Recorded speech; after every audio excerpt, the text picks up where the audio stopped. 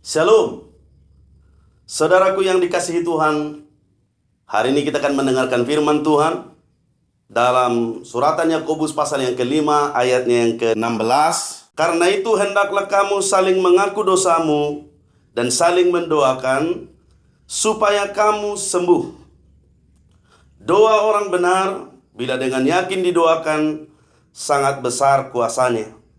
Saudaraku dalam Tuhan Yesus, ada beberapa tema yang menarik dalam ayat ini. Yang pertama, saling mengaku dosa. Dan yang kedua, saling mendoakan. Dan yang ketiga, doa orang benar bila dengan yakin didoakan sangat besar kuasanya. Tema yang ketiga inilah yang akan saya sampaikan kepada kita hari ini. Doa orang yang benar sangat besar kuasanya. Izinkan saya untuk menguatkan Bapak Ibu Saudaraku yang kekasih melalui kebenaran firman Tuhan. Pertanyaan penting bagi kita hari ini adalah, mengapa begitu perlu berdoa? Saya punya keyakinan yang sangat kuat, dengan doa kita bisa mengerti banyak hal tentang Allah. Semakin banyak Anda berdoa, semakin sedikit Anda akan panik di tengah kesulitan yang terjadi hari ini. Semakin Anda banyak berdoa, semakin sedikit Anda khawatir dalam menjalani hidup yang begitu sulit, begitu sukar hari ini. Anda akan merasa lebih sabar dan tidak tertekan ketika Anda mulai berdoa. Tekanan-tekanan hidup perlahan-lahan akan surut, akan hilang, dan lenyap dalam kehidupan kita. Inilah pernyataan iman saya. Inilah pengalaman saya. Ketika kita mulai berdoa, kita akan mulai keluar dari tekanan hidup. Ada satu kisah dalam Alkitab ketika murid-murid Yesus sedang berlayar, sedang berada di atas perahu di Danau Galilea. Ketika mereka di atas perahu, Alkitab mencatat tiba-tiba datang gelombang yang besar, taupan yang besar, dan menimbus perahu mereka. Dan perahu mereka hampir tenggelam. Mereka sedang dalam bahaya. Sementara Yesus sedang tidur di buritan kapal, murid-murid menyadari Yesus ada di belakang. Lalu mereka membangunkan Yesus. Kata membangunkan ini bisa saya terjemahkan sebagai doa orang percaya. Membangunkan Yesus, berseru kepada Yesus. Lalu firman Tuhan berkata, Yesus pun bangun. Lalu menghardik danau itu. Apa yang terjadi Bapak Ibu Saudaraku yang kekasih? Danau itu pun berubah jadi tenang. Apa yang kita bisa pelajari tentang kisah ini? Yang pertama, doa membangun iman dan pengharapan kepada Tuhan. Dan orang yang suka berdoa, melalui kisah murid-murid Yesus di atas perahu di Danau Galilea, kita punya keyakinan. Ketika kita berdoa, iman kita sedang kita bangun. Ketika kita berdoa, pengharapan kita kepada Tuhan sedang kita bangun. Dan orang yang suka berdoa akan lebih tahan terhadap setiap goncangan dalam hidupnya. Ini pengalaman saya. Ini yang saya mau bagikan terus kepada kita. Ketika kita berdoa, kita bukan hanya sekedar menanti jawaban dari Tuhan, tapi kita sedang membangun iman kita, pengharapan kita kepada Tuhan. Dan ketika iman itu sudah terbangun dengan baik, pengharapan itu sudah terbangun dengan baik, maka saya percaya doamu pasti dijawab Tuhan. Haleluya. Saudaraku yang kekasih, ada satu kisah dalam Kisah Para Rasul pasal 10 ayat yang kedua. Di sana dituliskan ada seorang yang saleh dari Kaisarea yang bernama Cornelius. Ia saleh, ia serta seisi rumahnya takut akan Allah, dan ia memberi banyak sedekah kepada umat Yahudi dan senantiasa berdoa kepada Allah. Yang kedua, Bapak Ibu Saudaraku yang kekasih, doa adalah bentuk tanggung jawab. Sekali lagi, doa adalah bentuk tanggung jawab. Bertanggung jawab kepada siapa? Tentu kepada yang didoakan.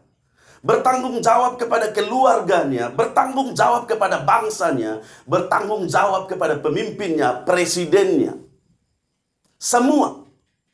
Ketika kita mulai berdoa, itu artinya kita sedang menanggung sebuah tanggung jawab. Mengemban sebuah tanggung jawab. Orang yang takut akan Allah tidak egois. Tidak hanya mementingkan dirinya dalam doa, tapi dia doakan keluarganya, dia doakan tetangganya, dia doakan pemimpinnya, dia doakan bangsanya. Dia tidak hanya memikirkan keselamatan dirinya, tapi keselamatan keluarganya, keselamatan bangsanya. Dan selalu memiliki prinsip hidup yang saleh ketika mereka suka berdoa. Itulah Kornelius. Kesukaannya berdoa pada ayat yang kedua. Mari perhatikan Bapak Ibu Saudaraku yang kekasih, ayat yang ketiga dan keempat. Lihat apa yang terjadi kepada Kornelius. Ayat yang ketiga bunyinya seperti ini. Dalam suatu penglihatan kira-kira jam 3 petang. Jelas tampak kepadanya seorang malaikat Allah masuk ke rumahnya dan berkata kepadanya, Kornelius. Malaikat itu memanggil dia, Kornelius. Ayat 4. Ia menatap malaikat itu dan dengan takut ia berkata, ada apa Tuhan? Jawab malaikat itu, semua doamu dan sedekahmu telah naik ke hadirat Allah, dan Allah mengingat engkau. Gaya hidup berdoa, memuji dan menyembah kepada Tuhan akan memberikan hak istimewa dan hak prioritas. Ada prioritas utama dari Allah untuk menjawab mereka yang suka berdoa, yang suka memuji Allah, yang suka beribadah kepada Allah. Ada hak istimewa. Dunia boleh goncang, bisnismu sedang bermasalah, pekerjaanmu sedang bermasalah, engkau menghadapi kesukaran yang sangat berat, mungkin engkau dalam keadaan sakit, mungkin engkau dalam pergumulan apapun, persoalan apapun. Dengar dan ingat baik-baik, kepada orang yang dikasihinya selalu ada berkat dan jalan keluar. Selalu ada peluang. Kenapa? Karena istimewa di hadapan Tuhan. Kenapa? Karena istimewa. Sekali lagi, ada prioritas dari Allah untuk menjawab mereka yang memiliki tanggung jawab. Dan tanggung jawab itu adalah bagian dari doa. Selalu ada kesembuhan, selalu ada peluang. Maka mulailah memberi waktumu untuk berdoa. Saudaraku yang dikasihi oleh Tuhan, jika demikian halnya, buat apa kita khawatir? Buat apa kita takut menjalani hidup? Pergunakan masa-masa khawatirmu untuk berdoa dan mengucap syukur kepada Allah. Sekali lagi ingat, ada 2 poin penting yang kita pelajari hari ini. Doa membangun iman dan pengharapan kepada Tuhan. Ada Tuhan Yesus yang mendengarkan ketika kita berdoa. Ada Tuhan Yesus yang akan menjawab setiap doa. Dan yang kedua, doa adalah bentuk tanggung jawab. Tanpa engkau sadari, ketika engkau berdoa, engkau sedang dalam sebuah tanggung jawab besar. Buat keselamatan, buat kepedulian orang lain, bangsamu, dan seluruh orang yang bersangkut paut denganmu. Paulus memesankan dalam 1 Tesalonika, pasal yang ke-5 ayat 17, tetaplah berdoa. Bapak Ibu Saudaraku, mari kita berdoa. Kita akhiri firman Tuhan hari ini. Jika engkau berkenan, lipat tanganmu, tundukkan kepalamu. Saya akan berdoa buat engkau. Mungkin engkau dalam keadaan masalah besar.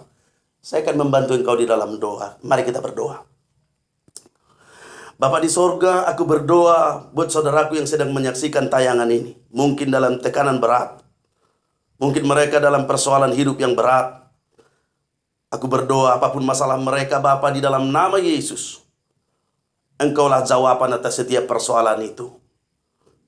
Dan hamba berdoa, persoalan kami semua digantikan dengan jawaban yang terbaik dari tangan Tuhan. Dan doa syukur hambamu kepadamu Bapa. Diberkatilah setiap mereka yang mendengarkan firman Tuhan ini. Dalam nama Tuhan Yesus Kristus, kami berdoa dan mengucap syukur. Haleluya, haleluya. Amin.